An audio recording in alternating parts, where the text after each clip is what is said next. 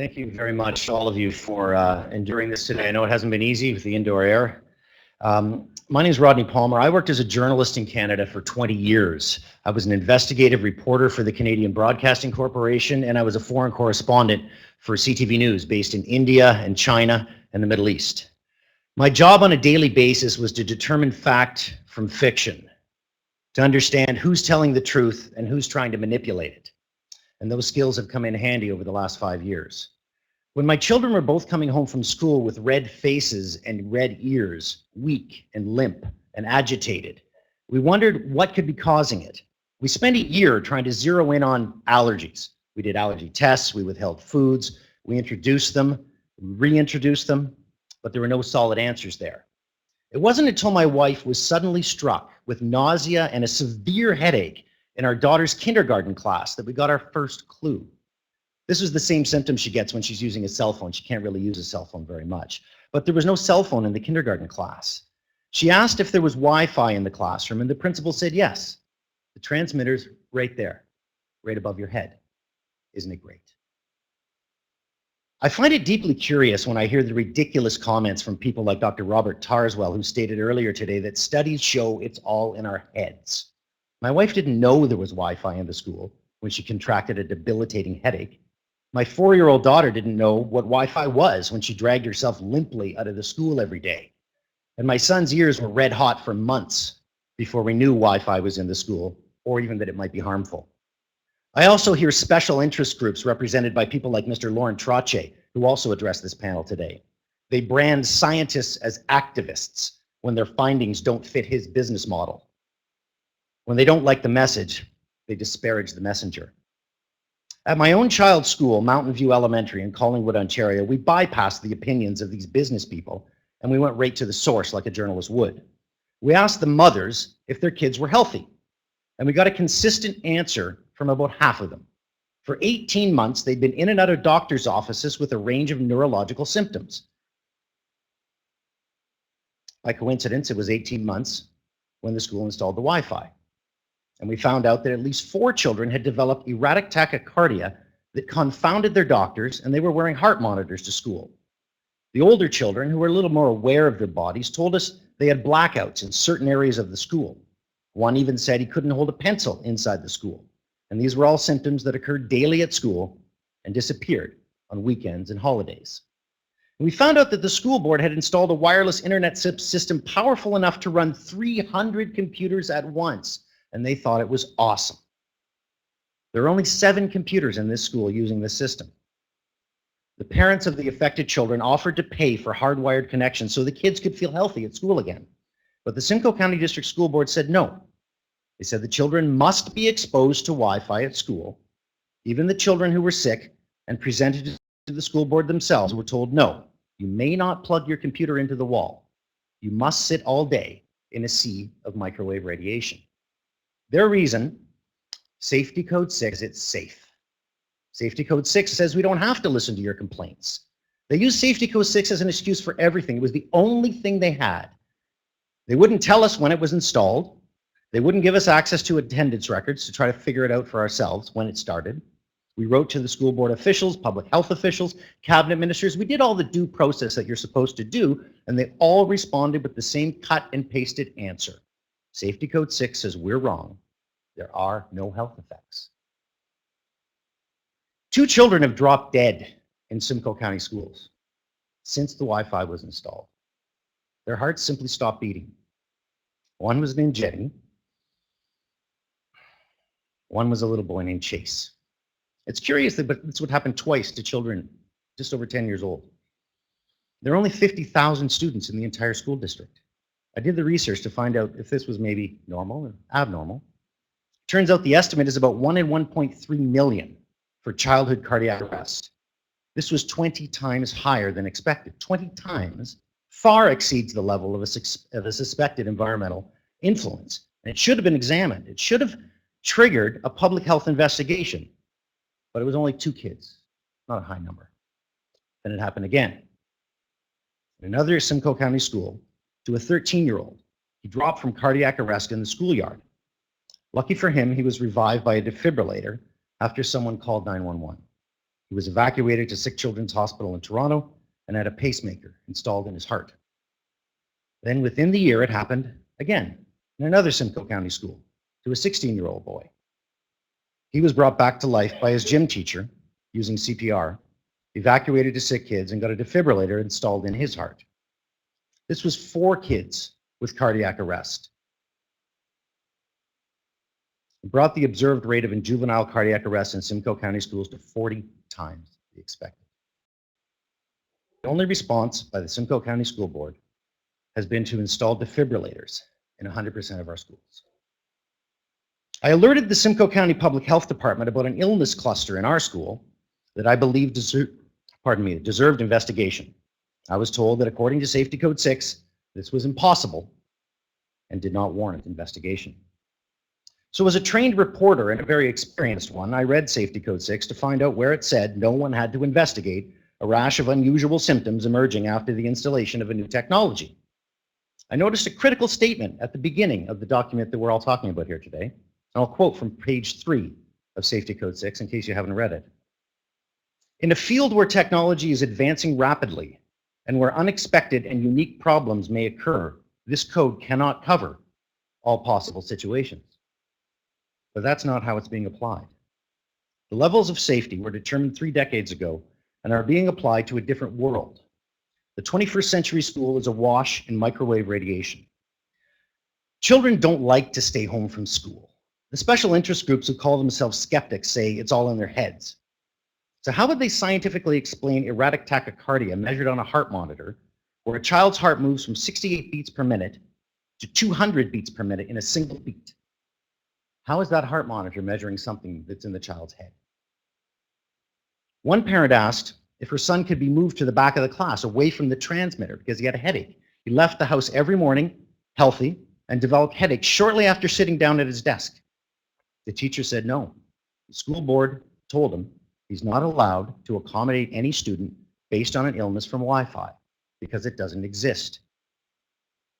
His mother removed him from school permanently. This kid doesn't go to school anymore, as a mother would, who instinctively protects her children. This 9-year-old boy became one of many in Simcoe County, including my own, who didn't go to school anymore because this little boy can't tolerate the microwave radiation, despite Health Canada's promise. Finally, the school board measured the levels of microwave radiation, and I'm sure this question is popping up in your mind right now. What was the measurement? Their goal, of course, was to compare the levels in the school to Safety Code 6, which we questioned. We question these levels and we believe that they're inadequate, but they were going to measure them against Safety Code 6. Probably so they could shut us up once and for all. We were causing a bit of trouble, as you can imagine. Except what happened shocked even the school board. The very first location where they measured exceeded the microwave levels that trigger heating reaction. It exceeded the upper threshold of Safety Code 6 by 34%, and I'll be happy to supply you with this document. So we were right. Our kids were sick at school, but nowhere else. There was no mold problem. There was no recent renovation with chemical building materials. Only a newly installed massive Wi-Fi system. They measured and found the radiation created by the Wi-Fi exceeded Safety Code 6 thermal threshold by 34%, and that explained why my son came home from school with red hot ears every day. He was being cooked by microwaves. School Wi-Fi operates at 2.4 gigahertz, the same frequency as a microwave oven. So did they shut it down? Did they evacuate the school? Did they alert the teachers? The parents, the students? No. No, the Simcoe County District School Board kept it quiet. They told no one. They downplayed the results as insignificant and failed to tell the parents who were begging for answers. When we finally found out about the test, that we were right, they changed their approach to Safety Code 6. They now said that Safety Code 6 upper limits can be exceeded by 50 times. So they relied on Safety Code 6 until it became inconvenient, and now they disregard it.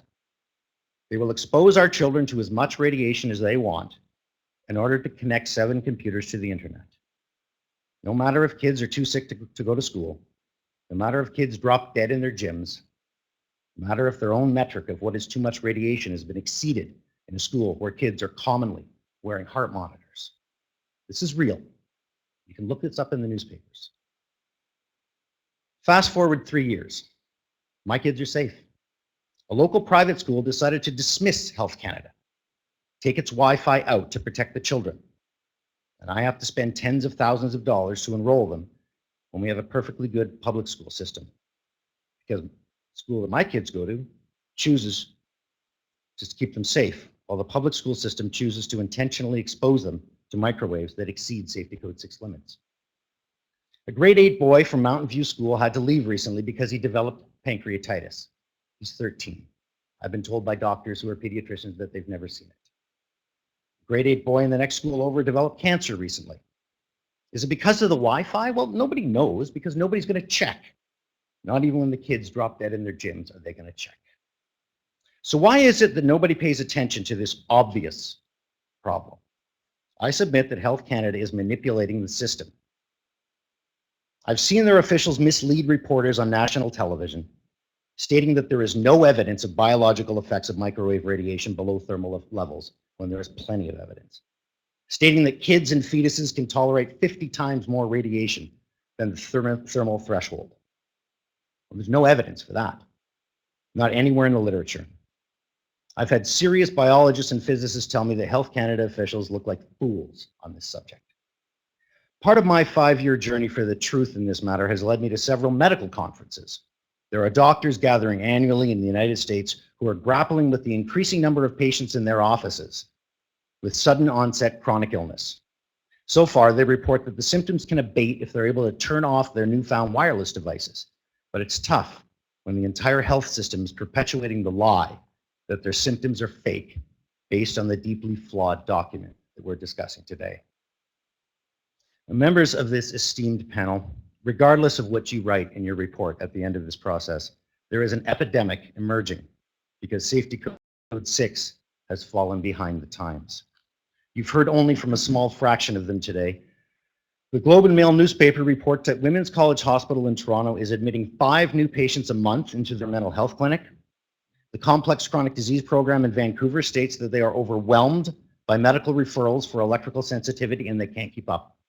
These are both government-funded clinics using government funds to examine and diagnose the very illnesses that Safety Code 6 says can't exist. And that's largely because the weight of evidence model is weighted in favor of science paid for by the wireless industry. As you all know, science can be manipulated, but cardiac arrest doesn't lie. 2 kids who dropped dead in Simcoe County schools weren't faking it. It wasn't in their head. The 2 who were revived aren't imagining the devices implanted in their little hearts. Those are real. What I urge of all of you is to rise above the mudslinging and the pretend science and be the ones who finally show integrity after all this time. You might think your task is limited in scope, but you are in a unique position to provide a tool to the lone voices on school boards who might want a precautionary action. You could suggest that dramatically safer standards be set in places where children are forced by law to spend 6 hours a day for their entire childhood. Right now, the entirety of Canada's youth are exposed to levels of microwaves that, if described as an experiment, would not pass an ethics committee. You can't gather data by exposing children to a classified possible carcinogen, but we do it every day in every Canadian school without collecting any data. It's unlikely that anyone would make the argument that you can safely spray any amount of pesticide on any person for any amount of time, although that was once thought to be okay. And that's the current government thinking with microwave radiation.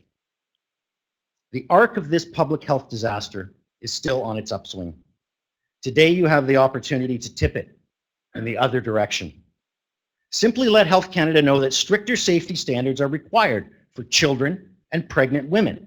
Let them know they should ignore any science sponsored by the wireless industry and start relying on independent scientists.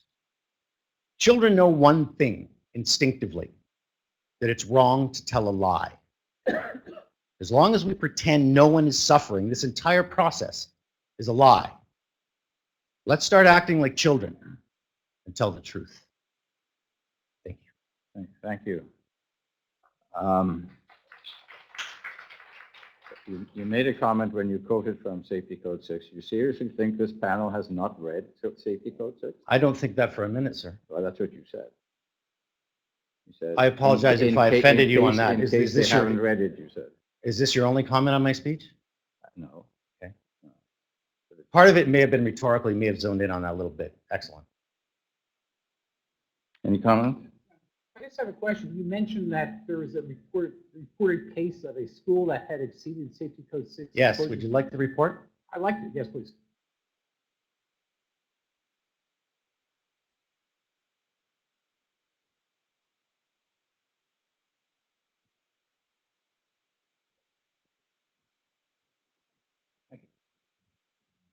I'm just going to comment on that for a moment. If you look at the page I've handed you, the circle, they valued this experiment where 1 equals the upper threshold of safety code 6, and that measurement was 1.34. Now, I'm a manufacturer, and I have to adhere to certain rules for the Canada Standards Association and Underwriters Laboratory for my products. I'm very aware of what safety testing is about. When you find an abnormal or a reading exceeding the standard, you immediately try to repeat it. So they did this with one laptop. They opened a single laptop and they tested, and they found when they touched their device to the laptop, it exceeded safety code 6. Now, instead of opening a second laptop to see if they could repeat it, they closed the laptop and did not commit that particular experiment again for the rest of the day. They then went to the high school after 3 o'clock when all the students with all their little devices were gone home and measured there. So I would submit that this particular test was flawed and perhaps intentionally. However, they did let that reading show. To their credit, they didn't fake it. However, the school board took 4 months to let it be known. It was the #1 issue in the Simcoe County newspapers. It was the #1 issue at every parent council meeting I was at, and they never told us. We had to find out.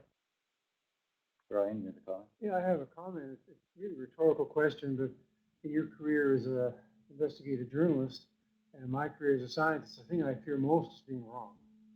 Because that's what we do. We try and be right.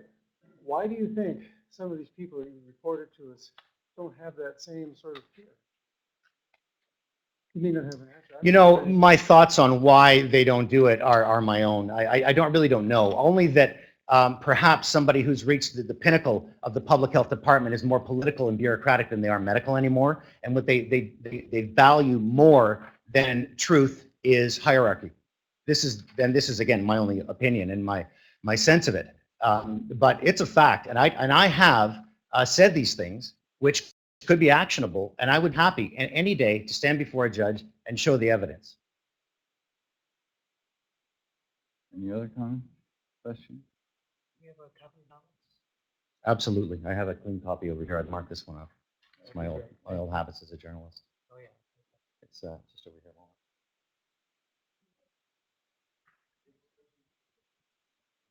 Yeah, you can send, if you want to send it, you can send it. Then other people can see it as well. Sure, That would I be can great. officially submit it. Absolutely. And Russell can give you the email address.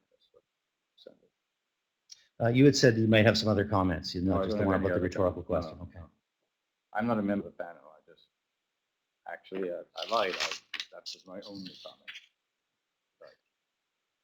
Thanks for admitting it. Well, rhetorical remarks, though, I think should not go unchallenged. I have a journalist for a son, so. You're welcome to challenge any of the facts, and I'd be happy to represent them. No, I just wanted to challenge you on the question, had they read it? Well, you couldn't expect the panel not to have read it. I think it was a bit of a facetious remark, frankly. It may have been off script, and I apologize if it offended you. That's all right. Clarify something about that report. It looks like this is a peak field measurement with a probe in direct contact with the antenna. The intent, there, if you read that report, Please yeah. let me finish. Whereas safety code 6 is whole body exposure and for time average over time. I don't see that this peak measurement measured very close to the antenna is necessarily in conflict with safety code 6. If you measure the field very close to the antenna of a cell phone, you get field levels that are far above safety code 6. But that measurement doesn't really apply to safety code 6 in that case. That's an excellent question. We can discuss this offline. No, it's not necessarily discuss it offline because then I can answer it very quickly. If you read through the report, this was discussed. They used a device that kept the measurement tool a certain distance. So even though they touched it, the actual measurement device was a certain distance away. And secondly, the comments in there are comments from the school board superintendent where they did discuss the fact that yes, it had exceeded. The engineer who did the measurement admitted that it had exceeded, and then he began to belittle it to say a child would have to hold the computer on his head to have any effect. And I don't believe Safety Code 6 has any disclaimer that if you exceed it, as long as you don't touch it to your head, you're okay. No, Safety Code 6 is for full body exposure, and a measurement very close to the antenna is not full body exposure. I don't want to argue with them. Just point out. Sure, it's where their fingers touch the keypad is where they measured. Right.